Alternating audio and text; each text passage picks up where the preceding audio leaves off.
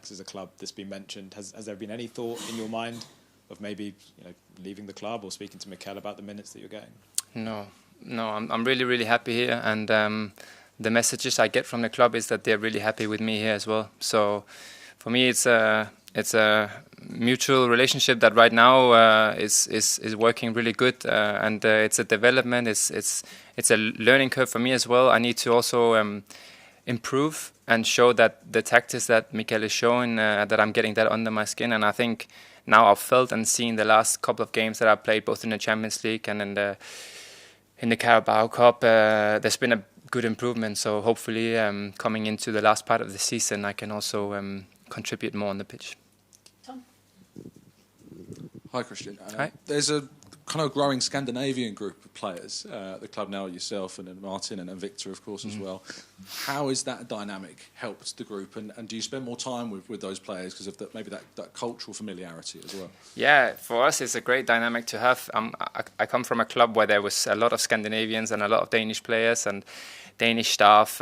We even had a Danish sports director when I first joined Brentford. So to have a few Scandinavians guys here is brilliant. We often sit and have lunch together or dinner before games at a hotel, and we speak our own languages, which is fun, and the other ones obviously don't understand anything of it. But it's good for us to have that like Nordic chemistry. So yeah, hopefully the club will keep recruiting more Scandinavian players. And at the start of the season, when you did your media day and you had to pronounce your name, there's the famous quite a viral clip went round actually where you pronounced your name differently last season compared to this season. Did I don't I? know if you're aware of that. No, I didn't. Do you want to put it to bed and tell people how you pronounce your name? So I have pronounced my name 2 different ways, or in like beginning of last season and beginning of this season. Okay. So I think I've probably pronounced it in an English way and then in a Danish way. Okay. So Christian Nørgaard would be the English way, and then Christian Nørgaard would be the Danish way. Right, gotcha. So I don't think I've made 2 different Danish ones. Then that's on me then, if so. No problem. We'll go just behind you, and then we'll come back up to. Hi, Christian. It's such a strong squad, and the aim is to win every trophy possible. How has that affected your mentality as an individual? Yeah, it's about the standards. It's about the demands that are set from the coaching staff, of course, but also among the players. Going back to the minutes, everyone wants to play more minutes, but it's a big squad. It's a squad full of quality, and I think coming towards the end of the season, it's exactly what we need if we want to compete in all of the tournaments. And your role has been bigger in the cup competitions in comparison to the league. How do you mentally prepare for those games, especially as they are knockout games? Your role has been bigger in the cup competitions in comparison to the league. Yeah. How do you mentally prepare for those games as they've been knockout games more? I've taken a few penalties before the game, but I think going into the game, it's been more or less the same preparation I would have had for any other game. But you're right, when you play the game, you know what's at stake, and that will be the same now in the Champions League, going into the knockout phase again. Come to the front there too. Yeah. Hi, Christian. You've obviously it's been a bit frustrating for you. I mean, is this something you've spoken to the manager about, having not started a Premier League game? And do you think that you've still got a big role to play in terms of the Premier League for the rest of the season? Hopefully I have. It's not like a daily frustration I have, to be honest. Like, I'm just making it clear that I want to play more minutes like any other player would in my situation. But it's not been a daily frustration for me, and I feel like I have really good communication with the manager, and he's being really honest with me, and I feel that he's happy with my role here, and I think coming towards the end of the season, hopefully we will also need the whole squad, and I'm sure I can play a role as well in the last part of the Premier League. Yeah. Thanks. And I've heard an interview with you at the start of the season that your grandmother keeps a scrapbook. Like every year, she does a scrapbook of all your achievements. And what do you think it would mean, if you could win, a few trophies this season? She'd put those in the scrapbook. That would obviously be icing on the cake. It's fantastic. It's the best Christmas present I get every year. So my grandmom, she collects all sort of different articles from different papers during the year, and she's done that for 9 years running now. So I have like a big stack of scrapbooks at home, and yeah, the whole family sits around that scrapbook at Christmas Eve, and it's a very special moment for me and my family, and hopefully also when my boys growing up, they will look at these scrapbooks and see that that Daddy was alright at football. We'll go along the lines. We'll go to Matt and then to James. Hi, Christian. Hi. Do you feel like the players are more relaxed and sort of able to play with more freedom in the Champions League and the cup competitions compared to the Premier League, where the sort of pressure and scrutiny feels so intense at the moment? I don't think so. I think we should play every game in the same way. I think that could then quickly change again, because now coming into the stages that we're in the Champions League will also be on edge and be a matter of winning or losing, you're in or out. So I don't think so. I think you can easily judge maybe after one game or two games. I think, again, looking at the whole season, in all of the competition, we've looked really fluid, we've looked really good, we've looked like we have weapons all over the pitch we can use. So I think it's a bit early to analyse that way after the weekend at least. And in terms of competition, obviously competing with Rice and Supermendi for minutes, how difficult is that? There's probably not many people in Europe who have it as difficult as you do. No, it's not easy. It's not easy. It's some fantastic players, and yeah, it's of course it's honestly like it's a joy coming in every day. You train with this player of this quality, but it's also a good feeling to see and feel like you're a part of it. You can actually play on this level, and I've been confirmed in that this season. And now it's just about being patient, being hardworking, and hopefully more chances will come. Hi, Christian. Hi. Mikel's got such a big squad now that it feels like every game he's going to have to leave 2 or 3 players, sometimes even off the bench, senior players at that. Obviously, you were in that position on Sunday. I just wondered, what's it like for you watching a game, watching your teammates suffer in a game as well, losing, but not being able to impact that? What's that experience like? Yeah, you're bang on there. I think that's the hard part, is that you can't feel you feel a little bit helpless in that situation, because you sit there in the stands and you can't really help the team. Yeah, I don't think it's his favorite part of his job to leave players out of the squad, but unfortunately, with the amount of players we have and the quality we have, that's a decision he will have to make for every game, as long as every player is fit. I would say, though, that majority of this season has not been the case because of the amount of games we play and with the intensity. But the medical staff is doing an amazing job now as well to keep everyone fit and available. And therefore, the manager will have some tough decisions to make. But it's all part of it. We all have to embrace it. And like I said, we need the full squad if we want to compete in all of the tournaments. And we've seen you in a couple of different positions this season, obviously holding midfield, but also playing centre-half. How's that been for you? Do you find, are you as comfortable playing that position, or is it a bit of an adaptation? The first game against Bruges, of course, before the game, I was maybe a little bit nervous about playing that role, but the game went really well, and then coming into the Portsmouth game, everything felt a little bit more natural. So yeah, I think it's good to be versatile and be able to play multiple positions. So yeah, if there's an open spot as a centre half, I'm happy to take that as well. We'll do the last couple over here. Sorry, pass it along to Sam. Hi, Christian. Hi. In recent weeks and months, there's been a lot made about who should actually be the captain at Arsenal. Obviously, Martin Nørgaard, your fellow Scandinavian, is the captain right now. What qualities does he bring to the table as a captain which we might not see away from the pitch? Oh, Martin is an unbelievable guy, like fantastic guy around the change rooms, really well liked, well respected by everyone at the club. Talking about discipline and standards, professionalism, he's also one of them who walks the walk. And so for me, the armband could not sit on a better person than him.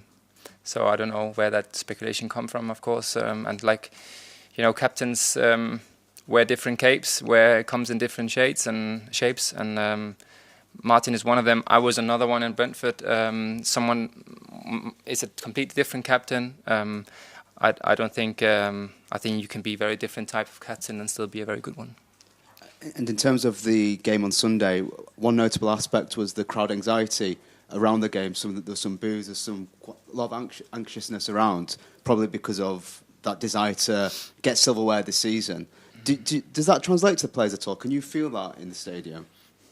I think mostly when you're on the pitch or you're on the bench, you're so focused on what's going on the pitch that you maybe not really sense it in the same way.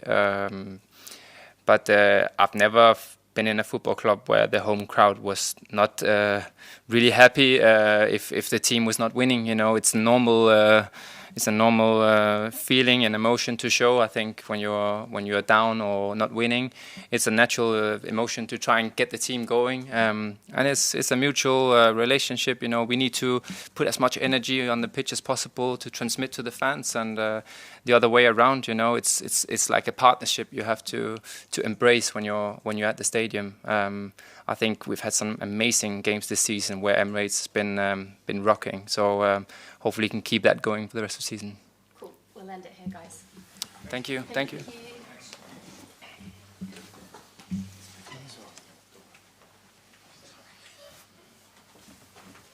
see you tomorrow. See you later.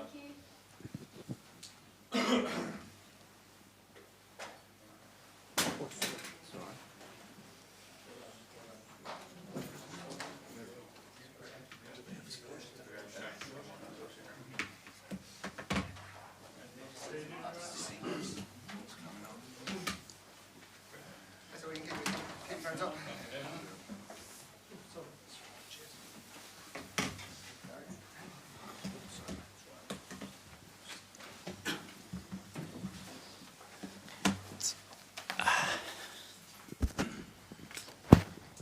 Hi everyone, hope everyone's well. We'll kick off with the As Live section and then we'll go into a 10:30 tonight.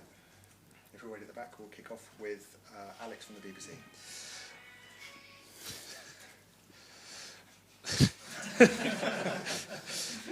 Hi Mikel. A first home defeat of the season on Sunday. Just wondering what the reaction has been like around the training ground and among the players since then. The reaction has been excellent. We took a moment to bring the temperature down, to pause and to reflect and ask two questions. One is, how do we feel? And how do I feel myself?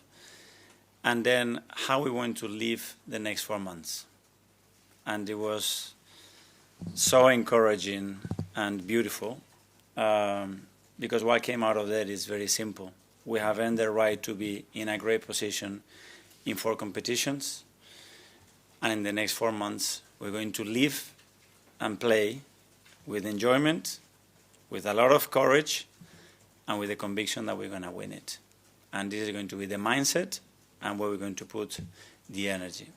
And I'm just hoping that everybody that is related to this club, especially our supporters, jump on that boat, because this is the way that we're going to live the next 4 months, because we deserve to live like this. How did you do that reflection? Was that something you did on your own, or was it a presentation you gave to the players? Together with the players. It was just a conversation about that. First of all, because I told them, first of all, how good they are and how grateful we are to share every single day with them, and with the position to realize where we are, and just let's make sure that we enjoy with a lot of conviction that is going to happen, because it's our moment and we really want it. You mentioned there you want to bring the supporters with you and hope they join you on the journey. There were some anxious moments from the supporters in the ground on Sunday. What can you do about that, and does that reaction... That's why I encourage them to jump in this boat, because it's going to be fun, because the excitement, that conviction, that energy, that will is the way you have to live when you want to achieve a dream, when you want to achieve something that you play for 10 months. Because out of that, a lot of incredible things are going to emerge, some of the things that we cannot even imagine. And for me, that's the only way to live it, because we're going to give absolutely everything. We're going to prepare in the best possible way. And the best chance to deliver what we want is putting all the energy and channeling the energy into that direction. Thank you. And then just finally from me, team news for tomorrow. There was no William Saliba, Jurriën Timber and Mikel Merino out on the pitch training. Yeah. Are they, I know Merino is suspended, but are the other two available, and is there anyone else who's not available tomorrow? No, those are out. Perfect, thank you. Yeah, thank you. We'll go to Chris from Sky Sports. I'm Mikel. Hi. You mentioned bringing the temperature down. Was that because you're potentially feeling it from outside? And also in the No, it stadium? was because of the hectic schedule. So we play 4 away games in 4 different competitions, and it was a moment to pause and see who we are, what are we doing, and I said, okay, 4 months, how we want to actually live that. And it's just beautiful what is ahead. So we're going to live with a lot of enjoyment. I'm very convinced because this team and this player have given us every reason to believe that the outcome is going to be really good. So was that always kind of planned after this game to have a meeting like that? Yes, we do it every 3-4 weeks on international breaks. It's very important to understand the reality versus the perspective, and sometimes you have to look with the microscope, and then you have to put the telescope in, and you have to be able to see everything with clarity, because at the end is that energy that is very important that we need to use in the right way. You talk about perspective. I guess there's been a lot of talk in the last couple of days since the Man United defeat around Arsenal's goals from open play and also the forwards, some of their stats at the moment. You have scored the second most goals in the Premier League, but is it harder to do when you sort of don't have that outstanding goal scorer, someone who's producing kind of higher numbers than the rest of the team? I don't know, but I saw a lot of incredible talks as well about the team and individuals when we won in Milan 3 days before. It's the beautiful thing about this game. Same players, same team. In terms of your attacking players, though, obviously at the moment in the league, the numbers aren't quite as high potentially as some of the other players in the league. What do you put that down to? And does the team maybe need to kind of help more to get more out of your attacking players right now? We want those numbers to be higher, but as well, I think we are 3 goals away from the best team, you know. So we are not that far, so the margins are still very small. Maybe they are contributing to another players as well to score a lot of goals or to do other stuff. So we want to be the best in every stat, but it's very important that we can read the stats in the manner that are useful for us and especially for our players. For someone like Bukayo Saka, who I know is driven by numbers, when he goes through a run like he's going through at the moment where he's got no goals in 13, how do you read that as his manager? Do you have to have perspective in terms of his age, or is it something that is a frustration for you and him? Yeah, look, in the last 200 games, what he's done. Very simple. Okay, we'll move to James from The Athletic. Hi, Mikel. Hi. Do you feel that in any successful season there comes a point where instead of just next game, you start to look more towards the finish line, like you say, you start to look more at the prize that's in front of you, where it becomes about, we are going to do this now. You know, we're going to take this step together, a kind of turning point. Do you think that's this moment in this season? No, I think it's still very early. I mean, the amount of games that we have in so many different competitions, that's going to be in the last 5 or 6 games, I would say.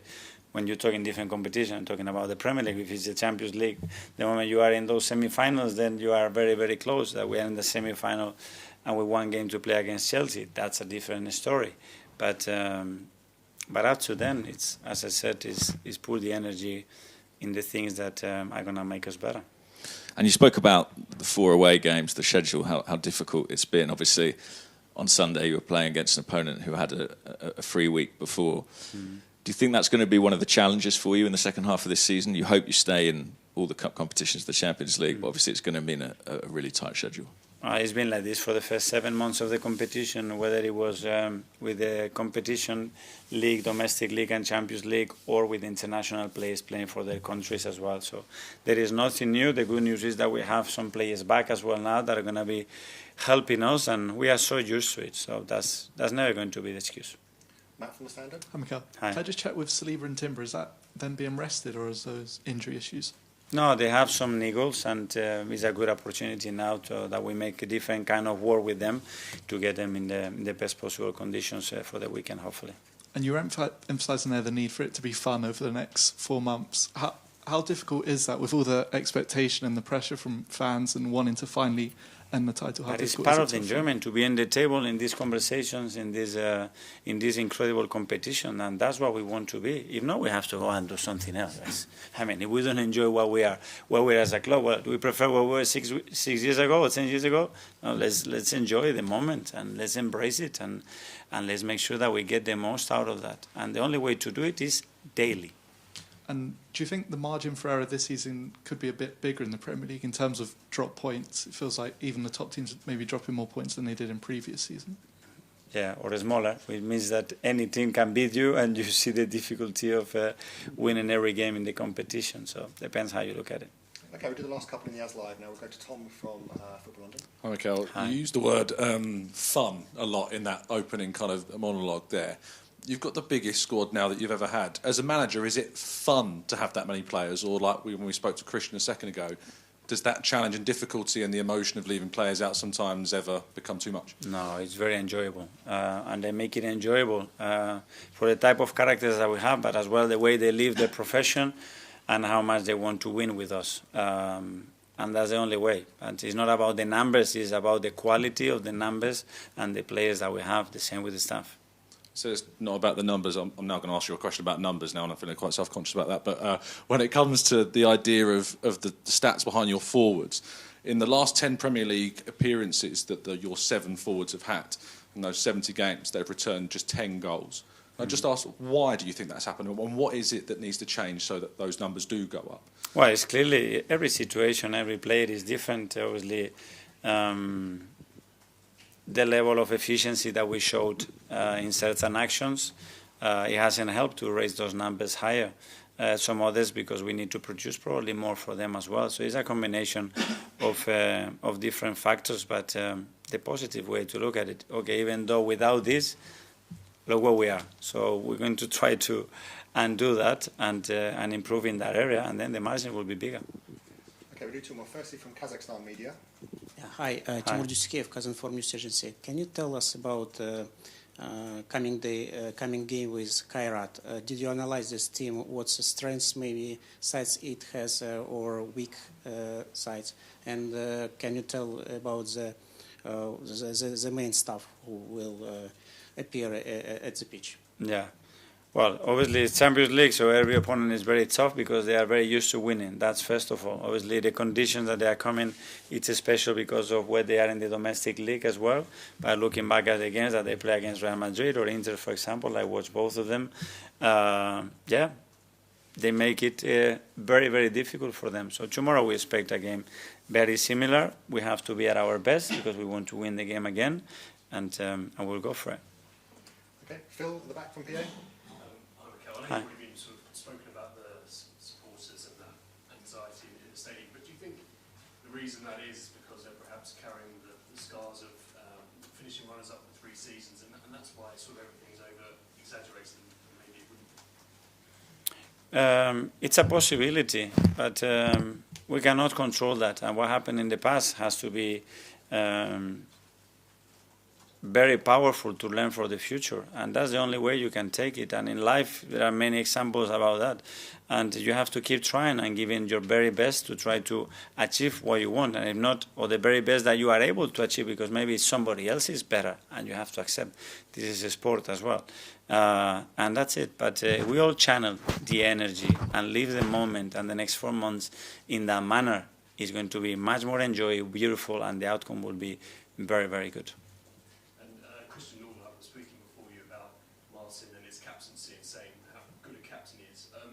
He's obviously not getting as many minutes this season as perhaps he might have done. He came off in the second half, Martin. Is there a world in which he can no longer be the club captain for someone else, or has he got your full support in that? No, there's nothing. I mean, the minutes as well are relative because obviously he had 2 shoulder injuries and he was out for 6 weeks with a knee injury as well. And then, yeah, we have the possibility to change games, and the games maybe require something different, and every play is very important to be able to achieve that. Okay, that finishes As Live.